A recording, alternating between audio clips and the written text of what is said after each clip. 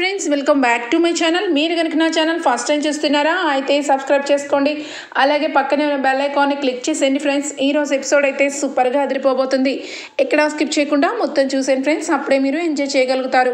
నచ్చినట్లయితే ఒక లైక్ ఇచ్చి ఎంకరేజ్ చేసేయండి ఫ్రెండ్స్. ఇక ఎపిసోడ్లోకి అయితే వెళ్ళిపోదాం. ఎపిసోడ్ స్టార్ట్ అవగానే ఇక దుగ్గిరాల ఇంట్లో అందరూ కూడా హాల్లో టీలు కాఫీలు తాగుతూ ఉంటే ఇంతలో ఇక ఇందిరాదేవి వచ్చి సడన్గా ఏమైంది, అపర్ణ కనిపించట్లేదు అని చెప్పి మొత్తం చూస్తూ వస్తుంది. అప్పటికే ఇక ఇంట్లో వాళ్ళందరూ కూడా అపర్ణ పొద్దున్నుంచి బయటకు రాలేదేంటి అని చెప్పి ఇక అందరూ కూడా అపర్ణ కోసం బ్రతుకులాడుతూ ఉంటే రాజ్ ఇక అప్పుడే కిందికి వస్తాడు. రావడంతోనే ఇక పరిగెత్తుకుంటూ శాంత వస్తుంది. అమ్మగారు, అది అమ్మగారు రూమ్లో లేరు అని చెప్పి అనగానే అవును అది అర్థమవుతుంది, కానీ అపర్ణ ఎక్కడికి వెళ్ళినట్టు అని చెప్పి ఇక ఇందిరాదేవి ఇక హడావుడి చేస్తూ ఉంటుంది. ఇంతలోనే ఇక స్వప్న ఏమైంది అపర్ణ అంటే పొద్దున్నే నేను లేచేసరికే లేచి సోఫాలో కూర్చునేవాళ్ళు, అలాంటిది బయట లేరు ఇంట్లో లేరు అని చెప్పి తలకరు ఒక్కొక్క మాట అంటూ ఉంటే రాజ్ గుండెల్లో ఒక రకమైన భయం ఏర్పడుతూ ఉంటుంది. ఇక రాజ్ వెంటనే నానమ్మ, మమ్మీ పొద్దున్నే వాకింగ్ కూడా వెళ్ళదు కదా, ఎక్కడ ఉంటుంది, ఎందుకంతా హడావుడి పడుతున్నావు అని చెప్పి రాజ్ వాయిస్లోనే హడావుడిగా అనిపిస్తూ ఉంటుంది. ఏంట్రా, ఏం చేసావు, మీ అమ్మని ఇంత బాధ పెట్టావు, ఏమైందో ఏమో. అపర్ణ ఎప్పుడు కూడా పొద్దుటే లేచి అత్తయ్య గారు నేను గుడికి వెళ్తానని నాకు చెప్తారు, కానీ ఇప్పుడు గుడికి వెళ్ళిన సంగతి కూడా నాకు చెప్పలేదంటావా, లేదంటే నిజంగా గుడికే వెళ్ళిందంటావా అనగానే ఇంతలోనే ఇక పని మనిషి వస్తుంది. అమ్మగారు రూమ్లో ఇదిగి ఈ లెటర్ కనబడింది అనగానే ఒక్కసారిగా ఇక అందరికీ షాక్ అయిపోతుంది. అపర్ణ ఉత్తరం రాసిందా, లెటర్ రాసిందా అని చెప్పి అనుకునే లోపలే ఇక వెంటనే రుద్రాని లెటర్ కూడా పెట్టి ఇక అపర్ణ వదిన కనిపించట్లేదంటే ఏదో గట్టి విషయమే అయి ఉండొచ్చు, కావాలని ఇంట్లో నుంచి వెళ్ళిపోయిందేమో అని అనగానే దెబ్బకి రాజ్ షాక్ అయిపోతాడు. ఇక వెంటనే ఉత్తరం తీసి చదవగానే అందులో ఉంటుంది, నా కోసం మీరు ఎవ్వరూ కూడా వెతకద్దు, నేను వెళ్ళాల్సిన చోటుకే వెళ్తున్నాను. ముఖ్యంగా నా కొడుకు రాజ్, వాడు ఎప్పటికీ కూడా మారడు, వాడు చాలా ఘోరంగా మారిపోయాడు. నా పెంపకంలో వాడు ఆ రకంగా పెరిగినందుకు నేను నిజంగా చాలా బాధపడుతున్నాను. వాడి ఇష్టం వచ్చినట్టు వాడు ఉన్నప్పుడు వాడితో పాటు ఈ ఇంట్లో ఉండవలసిన అవసరం నాకు లేదు, నేను వెళ్ళాల్సిన చోటకే వెళ్తున్నాను అని చెప్పి ఉత్తరం అయితే ఇక రాసిపెట్టి ఉంటుంది. అది చూసిన ఇక ఇందిరాదేవి సీతారామయ్య అందరూ కూడా షాక్ అయిపోతారు. రాజ్, ఏంట్రా ఇది, ఇంత ఘోరంగా అపర్ణ ఎప్పుడూ కూడా ప్రవర్తించలేదు, ఎంత కష్టం వచ్చినా నష్టం వచ్చినా ఇంట్లోనే ఉంది, అలాంటిది ఈరోజు ఉత్తరం రాసి వెళ్ళింది అంటే దానికి కారణం నువ్వేరా అని చెప్పి అంటుంది ఇందిరాదేవి. ఇక వెంటనే రాజు అయితే నానమ్మ మాట్లాడేది, నేను నా ప్రవర్తన విధానం వల్ల మమ్మీ వెళ్ళిపోయిందా, అయినా మమ్మీ ఎక్కడికి వెళ్ళింది అని చెప్పి హడావుడి పడుతూ ఉంటే ఇక సుభాష్ అయితే చాలు ఊరుకోరా, నీ మనస్తత్వం ఏంటో, నువ్వు ఎలాంటి వాడివో అందరికీ నిన్నే అర్థమైంది, నువ్వు చేసిన పనికి నాకే చాలా కోపం అనిపించింది, కానీ ఎంతో కొంత కొడుకు కదా అని చెప్పి నేను ఏమీ అనలేదు, కానీ అపర్ణ అలా కాదు, చిన్నప్పటి నుంచి నిన్ను ఎంతో ప్రేమగా పెంచింది, ఇది మంచి ఇది చెడు, ఈ దారిలోనే వెళ్తేనే న్యాయం, ఈ దారిలోంచి వెళ్తే అన్యాయం అని చెప్పి ప్రతిదీ కూడా నీకు చెప్తూ పెంచింది. ఇన్నాళ్ళకి నీ దారిని మార్చేసుకొని అడ్డదారిలో ఇక కావిని ఓడించి మరీ ఇంటికి వచ్చావు, అదంతా కూడా నీ గెలుపు అని చెప్పి నీకు నువ్వే అవార్డులు ఇచ్చేసుకుంటున్నావు. తీరా ఏమన్నావురా నువ్వు, కోడల్ని ఇంటికి తీసుకురమ్మంటే నాకు అవసరం లేదు, నేను కళావతికి విడాకులు కూడా ఇస్తానని తెగ ఘోరంగా మాట్లాడావు, కనీసం మమ్మీ హెల్త్ ఇష్యూ కూడా మైండ్లో పెట్టుకోలేదు నువ్వు. అపర్ణ ఏమైందో అని చెప్పి ఒకవైపు ఇందిరాదేవి బాధపడుతూ ఉంటే చూసావు కదా, ఇప్పుడు నీకు సంతోషం రా, ఎందుకంటే నువ్వు అనుకున్నది అనుకున్నట్టు చెయ్యి, నువ్వు ఈ మధ్య ఇదిగో ఈ మందర మాటలు విని బాగా పెట్టరేగిపోయావు, అందుకే ఈరోజు నా భార్యని ఇంట్లో నుంచి వెళ్ళిపోవడానికి కారణమయ్యవరా అని చెప్పి ఇక సుభాష్ కూడా దుమ్మెత్తిపోస్తాడు రాజ్ని. ఇక అందరూ కూడా అపర్ణ ఎక్కడికి వెళ్ళిందా, ఏమైపోయిందా అని చెప్పి టెన్షన్ పడుతుంటే రాజ్ ఒక్కసారిగా ఇక నాకు ఏమీ అర్థం కావట్లేదు మమ్మీ మమ్మీ అని చెప్పి బయటికి పరిగెట్టుకుంటూ కారు తీస్తాడు రాజ్. ఇక రుద్రాని రాహుల్ అయితే దెబ్బకి షాక్ అయిపోతారు. ఒరేయ్, నాకు ఎంత ఆనందంగా ఉందో, మనం చేసినది ఒకందుకు చాలా మంచిగా అనిపిస్తుందిరా. అపర్ణ వదిన ఖచ్చితంగా పుట్టింటికి వెళ్ళిపోయి ఉండొచ్చు అనగానే, అదేంటి మమ్మీ, అపర్ణ అత్తకి పుట్టిల్లో తల్లిదండ్రులు ఉన్నారా అనగానే, ఇద్దరు లేరు, కానీ వాళ్ళకు సంబంధించిన చుట్టాలు ఉన్నారు కదరా. అయినా మనకి మంచి జరిగింది ఈరోజు, నిజంగా నిజంగా చాలా మంచి డేరా అని చెప్పి మురిసిపోతూ ఉంటుంది రుద్రాణి. ఏదైతేనే అపర్ణ వదిన ఇంట్లో నుంచి వెళ్ళిపోయింది, కావ్య ఆల్రెడీ వెళ్ళిపోయింది. రాజ్ కావ్యకి విడాకులు ఇస్తానన్నాడు. వాడి మనసుని ఇంకాస్త రెచ్చగొట్టి వాడిని కావ్యకి డైవర్స్ ఇచ్చేలాగా చేయాలని రాత్రి అనుకున్నాను. కానీ ఇప్పుడు రాజ్ డైవర్స్ ఇచ్చినా ఇవ్వకపోయినా మనిషి మనిషిలా ఉండడు. తల్లి లేక భార్య లేక పిచ్చివాడైపోతాడు. ఆ కళ్యాణేమో ఆటో డ్రైవింగ్ చేస్తూ ఎదుగుతాను, నా కవిత్వాలతో నేను ఒక రేంజ్కి వచ్చినాక ఇంట్లో అడుగు పెడతానని శపథం చేశాడు. వీళ్ళిద్దరూ కూడా పక్కకి జరిగిపోవాలని ఎప్పటి నుంచో కాచుకొని కూర్చున్నాను. అనుకున్నట్టు అనుకున్న విధంగా జరుగుతుంటే హ్యాపీగా ఉందిరా రాహుల్. ఖచ్చితంగా ఆఫీస్లో నువ్వు మళ్ళా అడుగు పెడతావు, తెలుసు కదా. అంతకుముందు 15 కోట్ల నష్టం కలిగించావు, ఇప్పుడు ఏకంగా ఎంతవరకు కావాలో అంతవరకు సర్దేసుకుందాం అని చెప్పి ఇద్దరు కూడా సంతోషపడుతూ ఉంటారు. కుటుంబం అంతా అపర్ణ ఎక్కడికి వెళ్ళిపోయిందా అని చెప్పి ఆత్రంగా ఇక వెతుకుదాము అన్నట్టుగా ఇక చూస్తూ ఉంటే ఒక్కసారిగా ఇందిరాదేవి అలాగే ఇక సీతారామయ్య సుభాష్ ముగ్గురు కూడా పక్కకి వెళ్తారు. ఇక వెళ్ళగానే సీతారామయ్య, నా కోడలు ఎక్కడికి వెళ్ళింది అని చెప్పి అనగానే, ఏం బావా, నీ కోడలికి వచ్చిన ప్రమాదం ఏమీ లేదు, నీ కోడలు మన మనవరాలి ఇంటికే వెళ్ళింది బావా. అదంతా కూడా మేమందరము కలిసి ఈ నాటకాన్ని తెర ఎత్తాము. ఎందుకంటే ఖచ్చితంగా రాజుకి కావ్య విలువ తెలియాలి. ఇక ముఖ్యంగా వాడి నోట్లో నుంచి ఆ చెడ్డ పేరు విడాకులు అన్న మాట వచ్చింది ఎప్పుడో అపర్ణ చాలా బాధపడింది. వాడికి బాగా భార్య విలువ తల్లి విలువ తెలిసి రావాలని ఈ నిర్ణయం తీసుకుంది. ఇక ఎక్కడికి వెళ్ళలేదు బావా, అపర్ణ కావ్య దగ్గరికి వెళ్ళింది అని చెప్పి ఇక ఇందిరాదేవి విషయం బయట పెడుతుంది. సుభాష్ అయితే, అమ్మా మెల్లగా మాట్లాడు, మనం ఎంతగానో ఈ విషయంలో పక్కాగా ప్లాన్ వేసి మరి అపర్ణ అక్కడికి వెళ్ళింది. 2 రోజులు ఖచ్చితంగా కావ్యం తీసుకొని రావాల్సిందే. వాడు ఎప్పటికైనా కావ్యతో కాపురం చేయాల్సిందే, ఇదే ఫిక్స్ అని చెప్పి ఇక అనుకుంటారు. ఇక మొత్తానికైతే రాజ్ కారు వేసుకొని ఇక తిరగని ప్లేస్ ఉండదు, అన్ని గుడుల్ని చుట్టుముట్టేస్తాడు. మమ్మీ ఏ గుడికి వెళ్తుందో ఏమో, ఒక గుడని కాదు అని చెప్పి అన్ని గుళ్ళకి ఇక తిరుగుతూ ఉంటాడు. ఇక ఇక్కడికి వచ్చేస్తే అపర్ణ సూట్ కేసుతో బట్టలు సర్దుకొని సరాసరి కావ్య ఇంటి ముందుకి ఇక కారులో నుంచి బయటికి అడుగు పెడుతుంది. ఎవరబ్బా అని చెప్పి ఇక కనక అలాగే కృష్ణమూర్తి కావ్య గుమ్మం ముందు నుంచొని చూడగానే అపర్ణ ఒక్కసారిగా అత్తయ్య గారు అని చెప్పి కావ్య ఫాస్ట్గా రావడంతో అపర్ణ సీరియస్గా లగేజ్ బ్యాగ్తో గుమ్మంలో నుంచుంటుంది. అత్తయ్య గారు ఏంటి అని చెప్పి ఇక భయపడుతూ అడుగుతూ ఉంటే, ఏంటి నువ్వు ఇక్కడే ఉన్నావా, సరే అయితే అందుకే నీ మీద నమ్మకంతో నేను ఇక్కడే ఉంటాను అనగానే, ఏంటత్తయ్య గారు ఏం మాట్లాడుతున్నారు అనగానే, ఏం మాట్లాడడం ఏంటి, నేను ఆ ఇల్లు వదిలి వచ్చేసాను. నీకు బాధ పెట్టిన ఆ ఇంట్లో నువ్వు ఉండలేక నువ్వెలా వచ్చేసావో నాకు కూడా బాధ కలిగింది, అందుకే నేను కూడా ఇక్కడికి వచ్చేసాను. ఏ మీతో పాటు నాకు కొంచెం ప్లేస్ ఇవ్వలేరా, మీతో పాటు నాకు ఒక ముద్ద పెట్టలేరా? ఏ కావ్య, నేను మీ అత్తయ్యని, నన్ను గుమ్మం ముందే నుంచో పెట్టే మాట్లాడతావా అనగానే, అయ్యో అపర్ణ గారు, వదిన గారు, మీరు అలా మాట్లాడకండి, మీరు ఖచ్చితంగా గుమ్మంలో అవసరం లేదు, దయచేసి లోపలికి రండి అని చెప్పి కనకం లోపలికి తీసుకెళ్తుంది అపర్ణని. అపర్ణ లగేజ్ బ్యాగ్ తీసుకుని వస్తుంటే, అత్తయ్య గారు ఒక్క నిమిషం అని చెప్పి చేతిలోంచి బ్యాగులు తీసుకొని ఇక లోపలికి తీసుకొస్తుంది కావ్య. ఏంటి అత్తయ్య గారు ఇదంతా ఏంటి?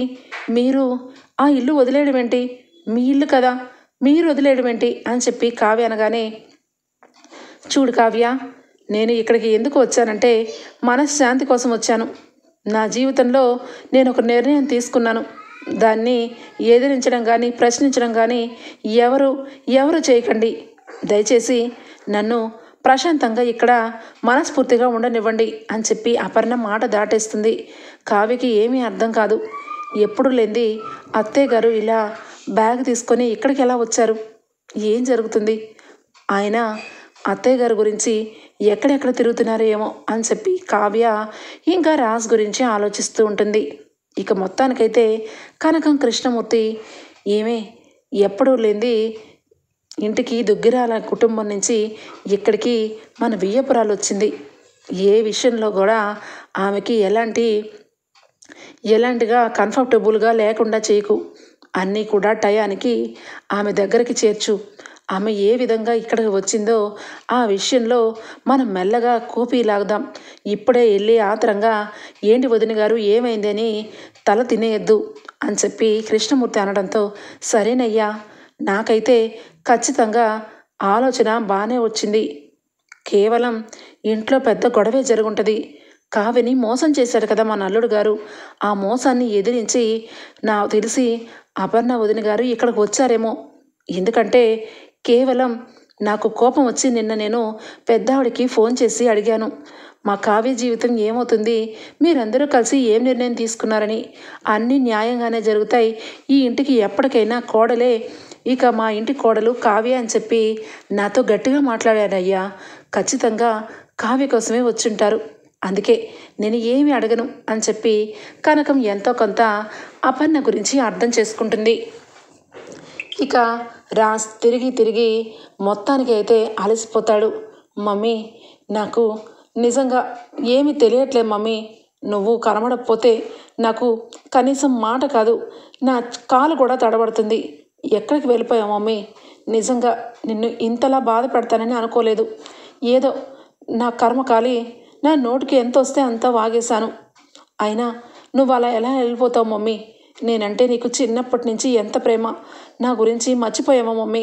నువ్వు లేకపోతే ఆ ఇంట్లో నేను ఎలా ఉంటాను మమ్మీ అని చెప్పి ఇక ప్రతి చోట తిరుగుతూ తనలో తనే మాట్లాడుకుంటూ డ్రైవింగ్ చేస్తూ ఉంటాడు.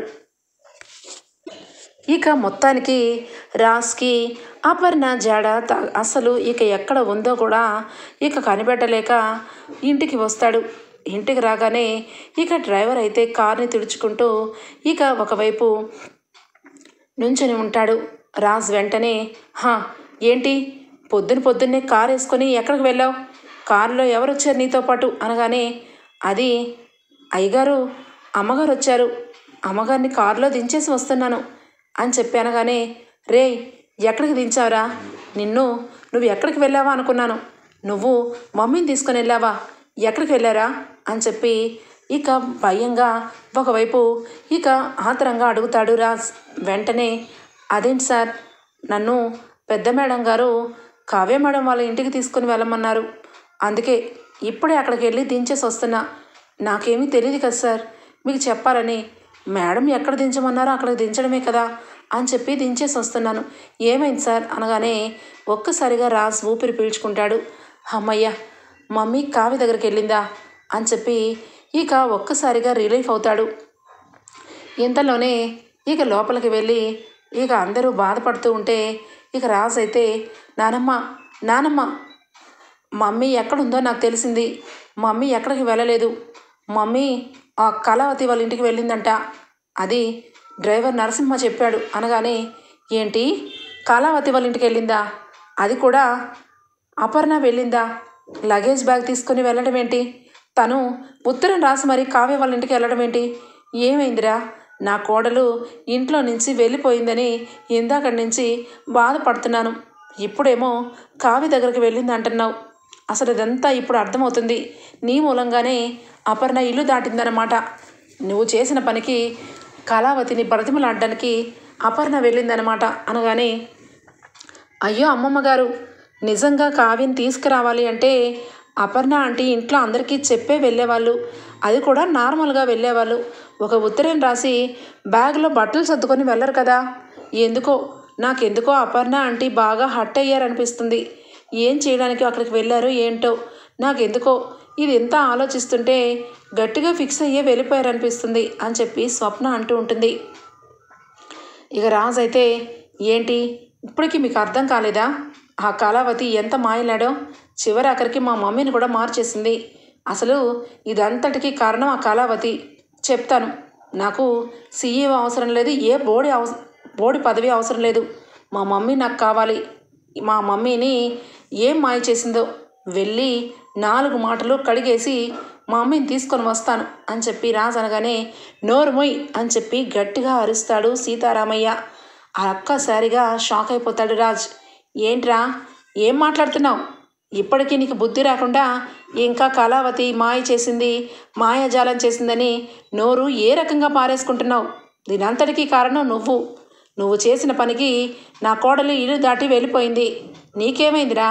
నీకు భార్య లేకపోయినా నీకు పదవిలో నీకు గౌరవం ముఖ్యం, నీకు సీఈఓగా చెలరేగటం ముఖ్యం. అందుకే దొడ్డిదారిలో నువ్వు గెలిచావు. కానీ నా కొడుకు అలా కాదు. తప్పు చేసినా కుమిలిపోతూ నా కోడలు దూరం పెట్టినా భరిస్తూ చివరాఖరికి నా కోడల మనసుని గెలుచుకున్నాడురా నా కొడుకు. అలాంటి నా కొడుకుని ఈరోజు ఇంత బాధ పెట్టావు. చివరాఖరికి ఇంట్లో నుంచి వెళ్ళిపోయేలాగా చేసావు. నువ్వు ఇప్పటికీ మారిపోతావేమోనని అపర్ణ అక్కడికి వెళ్ళిందేమో, లేదంటే అసలు ఎందుకోసం వెళ్ళిందో నిజం తెలుసుకోకుండా నా మనవరాల మీద మళ్ళా నిందలు వేస్తావు. అసలు దీనంతటికీ కారణం నువ్వు అని చెప్పి సీతారామయ్య చాలా గట్టిగా అరుస్తాడు. ఆ మాటలకి రాజ్ తల దించుకుంటాడు. ఏంటి నాన్న ఏం మాట్లాడుతున్నావు? వాడికి ఏమన్నా తెలుసా? అయినా కావ్య అక్కడికి అపర్ణ వదిలిని పిలిచిందేమో, అందుకే వెళ్ళిందేమో అనగానే షడాపత్త, నోటికి ఎంత వస్తే అంత మాట్లాడామంటే పద్ధతిగా ఉండదు. ఏం మాట్లాడుతున్నారు? మా కావ్య ఫోన్ చేస్తే అపర్ణ ఆంటీ లెటర్ పెట్టి వెళ్ళిందా? అంటే ఈ విషయంలో కూడా మా కావ్యదే తప్ప? అన్నిటికీ కారణం నువ్వే. ఇంట్లో అందరి విషయాల్లో తలదూర్చి లేనిపోనివన్నీ కూడా రాస్ మెడలోకి ఎక్కించి ఇప్పటికీ అపర్ణ ఆంటీ ఇంట్లో నుంచి వెళ్ళిపోవడానికి మూల కారణం నువ్వే అని చెప్పి ఇక స్వప్న అంటూ ఉంటుంది. ఇక ఒక్కసారిగా ఇందిరాదేవి, ఆగు స్వప్న, రుద్రాని ఎక్కువ మాట్లాడావంటే నా చెయ్యిని చంప మీద తాగుతుంది. ఇప్పుడు జరగాల్సిన విషయం పక్కన పెట్టి మీరు అరుచుకున్నంత మాత్రాన ఇప్పుడున్న సమస్య తీరిపోదు. ఒరే రాజ్, నా కోడలు ఈ ఇంట్లో అడుగు పెట్టాలి. నువ్వు ఏం చేస్తావో నాకు తెలీదు. వెళ్ళి నా కోడల్ని తీసుకొనిరా అని చెప్పి అనగానే ఇక రాజ్ వెంటనే, నానమ్మ, తెలుసో తెలియకో నేనేమన్నా తప్పు చేస్తే నన్ను క్షమించండి. మా మమ్మీని వెళ్ళిపోవడానికి కారణం నేనంటే తట్టుకోలేకపోతున్నాను. మమ్మీ అసలు అక్కడికి ఎందుకు వెళ్ళిందో తెలుసుకుంటాను. మమ్మీని 1 గంటలో ఇక్కడ నుంచో పెడతాను. నా వైపు నుంచి ఏమైనా తప్పు ఉంటే క్షమించండి తాతయ్య, డాడీ, సారీ డాడీ అని చెప్పి రాజ్ ఇక కావ్య ఇంట్లో ఉన్న అపర్ణ దగ్గరకైతే వస్తాడు రాజ్. ఇక గుమ్మం ముందు రాజ్ కారు ఆగగానే ఇక కనకం దూరం నుంచి విండోలోంచి చూస్తుంది. ఏమయ్యా, అల్లుడు గారు వచ్చారు అనగానే అవునవును, ఏం జరుగుతుందో భయంగా ఉంది కనకం. నువ్వేమీ నోరు ఎత్తి ఏమీ మాట్లాడద్దు, ఏం జరిగినా సైలెంట్గా ఉండు అని చెప్పి ఇద్దరు కూడా అనుకుంటూ ఉంటారు. ఇక లోపలికి అడుగు పెడతాడు రాజ్. ఇక డోర్ దగ్గర నుంచొని మమ్మీ అని చెప్పి అరుస్తూ ఉంటాడు. ఇక అపర్ణ లోపల మంచం మీద కూర్చుని ఉంటుంది. ఇక కావ్య ఒక్కసారిగా అత్తయ్య గారు, మీ అబ్బాయి గారు వచ్చినట్టున్నారు అనగానే ఏంటి, నాకు అబ్బాయి గారు ఎవరూ లేరు, నీ భర్త ఏమైనా వచ్చాడేమో, వెళ్ళి చూడు అని చెప్పి అపర్ణ అంటూ ఉంటే ఇక రాజ్కి వినపడుతుంది. ఒక్కసారిగా లోపలికి వచ్చి మమ్మీ ఏమైంది మమ్మీ, నేను ఎంత టెన్షన్ పడ్డానో తెలుసా మమ్మీ, నువ్వు కనబడకపోయేసరికి నా గుండె కొట్టుకుంది. అసలు ఏమైంది మమ్మీ, నువ్వు ఇంత ఇదిగా ఇల్లును వదిలి వచ్చేస్తావని ఊహించలేదు అని చెప్పి గబా వచ్చి చిన్న పిల్లవాళ్ళలాగా 2 చేతులు పట్టుకొని ఎమోషనల్ అయిపోతాడు రాజ్. ఒక్కసారిగా అపర్ణ లోపల నుంచి బాధ వస్తున్నా కంట్రోల్ చేసుకుని 2 చేతులు గట్టిగా విదిలించుకుంటుంది. రాజ్ ఒక్కసారిగా మమ్మీ అనగానే, రే, నేను నీకు మమ్మీని కాదు, ఈ రోజు నుంచి నువ్వు నా కొడుకు కాదు, నువ్వెవరో నేనెవరో, ఈ ఇంటికి ఎందుకు వచ్చావురా అని చెప్పి అనగానే దెబ్బకి షాక్ అయిపోతుంది కావ్య.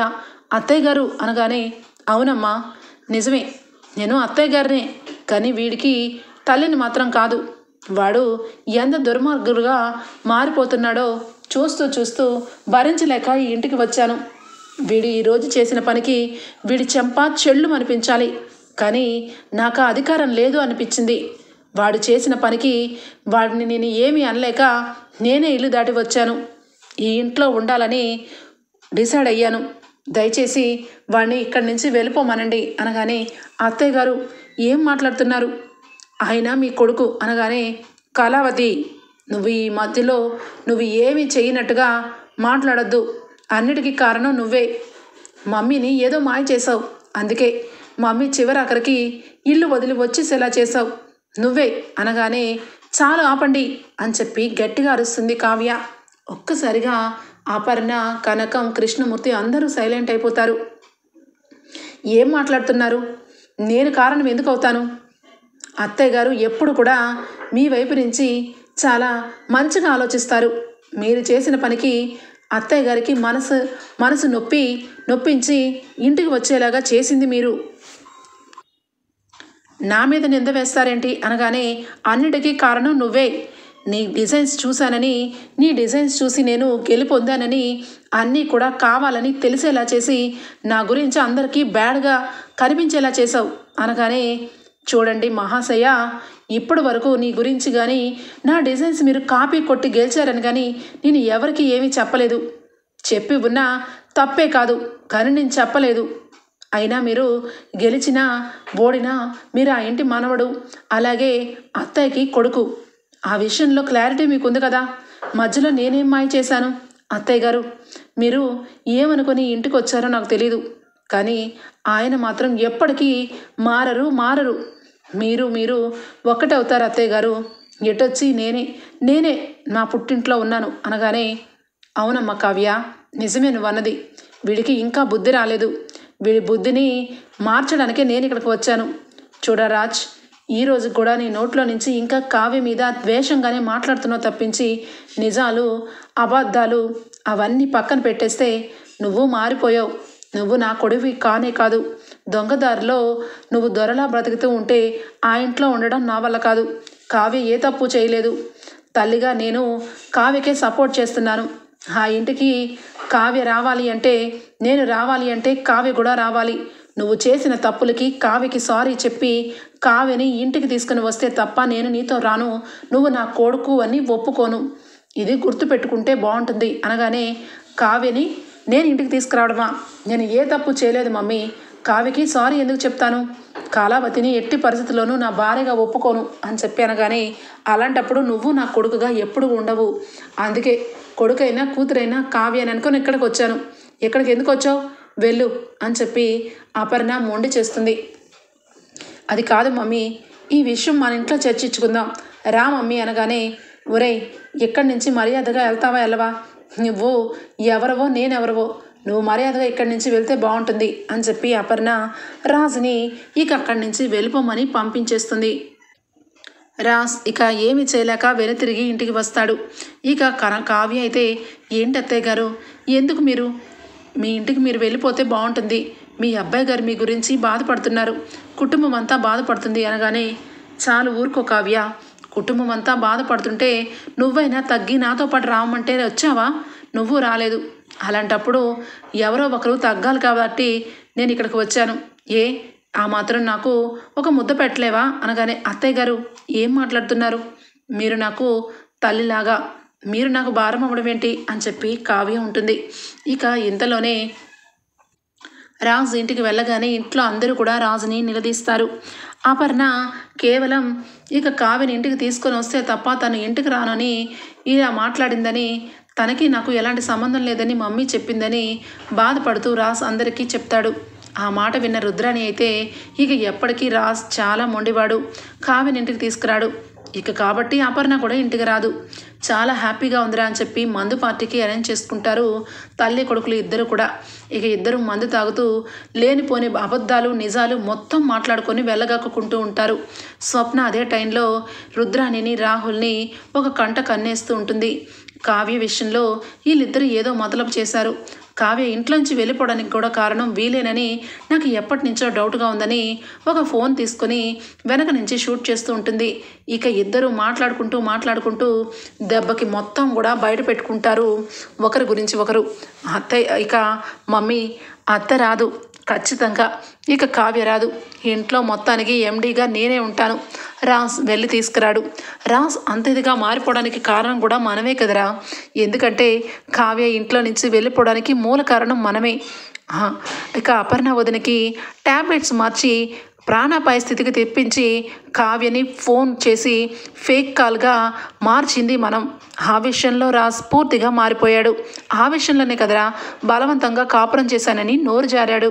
ఇంత జరగడానికి కారణం మనమే ఇంట్లో హ్యాపీగా ఉంటే ఈ ఇంటికి పెద్ద కోడలుగా ఉండాల్సిన అపర్ణ వదిన, ఆ తర్వాత తరానికి చెందిన రాజ్ భార్య అయిన కావ్య ఇద్దరూ బయటకు పోయారు. ఇక మందేరా ఇష్టారాజ్యం అని చెప్పి ఇక అంటూ ఉండగా స్వప్న, అమ్మ బాబోయ్ మీ ఇద్దరూ చాలా ఘోరంగా ప్రవర్తించారన్నమాట కావ్య విషయంలో. కావ్య విషయం వల్లనే కాదు, అపర్ణ ఆంటీని చచ్చిపోవాలని కూడా ప్రయత్నించారు. మీలాంటి వాళ్ళని ఇంకా నేను ఇంట్లో పట్టించకపోతే అంతకన్నా మరొకటి ఉండదు. ఎంతైనా నువ్వు భర్తవే, కానీ ఈ ఇంటికి మాత్రం చాలా ద్రోహం చేశావు. నిన్ను మార్చాలంటే నిన్ను జైల్లో పెట్టించక తప్పట్లేదు అని చెప్పి చక్కగా సింపుల్గా తీసుకొచ్చి రాజ్కి మొత్తం చూపిస్తుంది. రాజ్ ఒక్కసారిగా షాక్ అయిపోతాడు.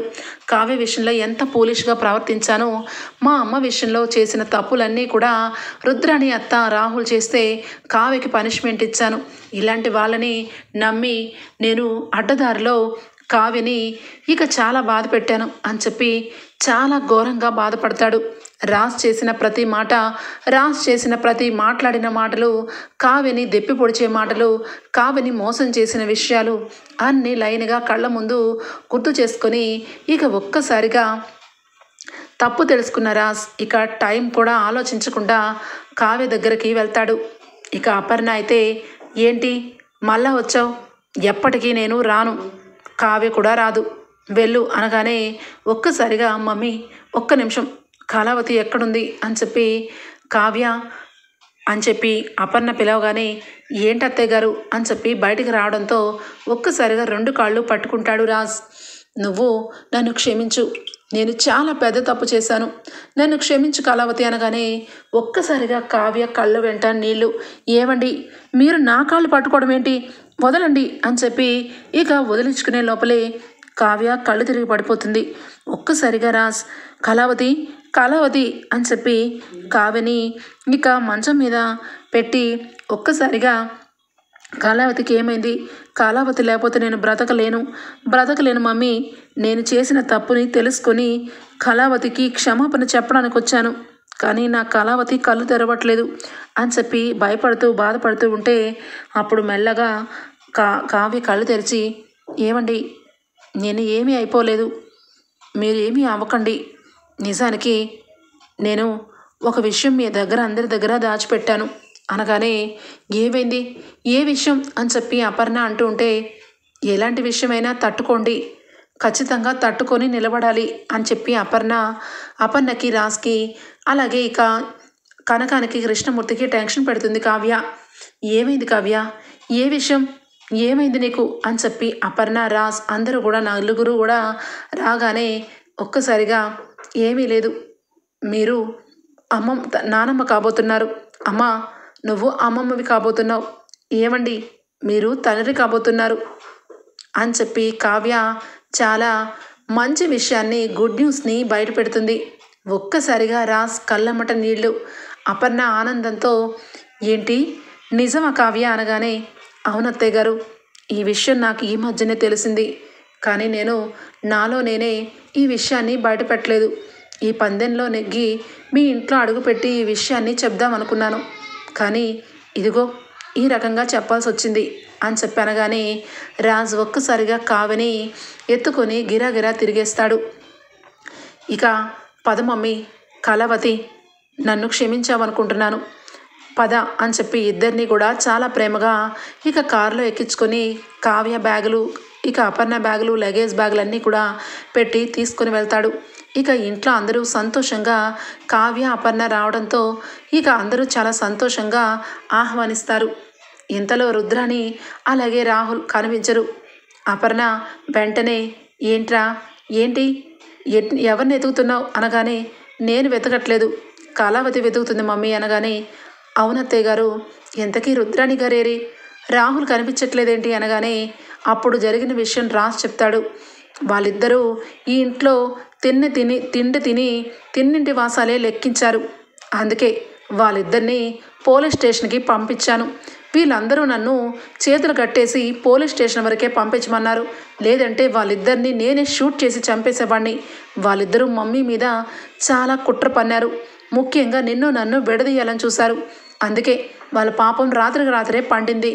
ఈ వీడియో చూస్తే నీకే అర్థమవుతుంది, వాళ్ళిద్దరూ ఈ పాటికి ఏ జైల్లోనూ చెప్పుకుడు తింటున్నారేమో కళావతి. ఇదంతా మనకు అనవసరం, ఇక నుంచి మనం కొత్త లైఫ్ స్టార్ట్ చేయబోతున్నాం, నువ్వు ఇవన్నీ మనసులో పెట్టుకోద్దు అని చెప్పి కావ్యని దగ్గరకు తీసుకొని ఓదార్చే పద్ధతి అపర్ణకి, ఇందిరాదేవికి బాగా నచ్చుతుంది. నా కొడుకు నిజంగా చాలా మంచి పని చేశాడు, నా కోడల్ని ఇక తన గుండెల్లో హత్తుకుంటున్నాడు, అంతకన్నా ఏం కావాలి. ఈ ఇంటికి వారసుని ఇవ్వబోతున్న నా కోడలు ఈ ఇంటికి అడుగుపెట్టిన వేళ విశేషం, అలాంటి వాళ్ళు ఎదురు పడకుండా ఉంటేనే మంచిది అని చెప్పి ఇక అపర్ణ అనుకుంటుంది. రాబోయే ఎపిసోడ్స్లో ఇలాగే జరగబోతుంది ఫ్రెండ్స్. మీకు గనక నచ్చినట్లయితే ఒక లైక్ ఇచ్చేయండి. Bye, take care, thank you for watching.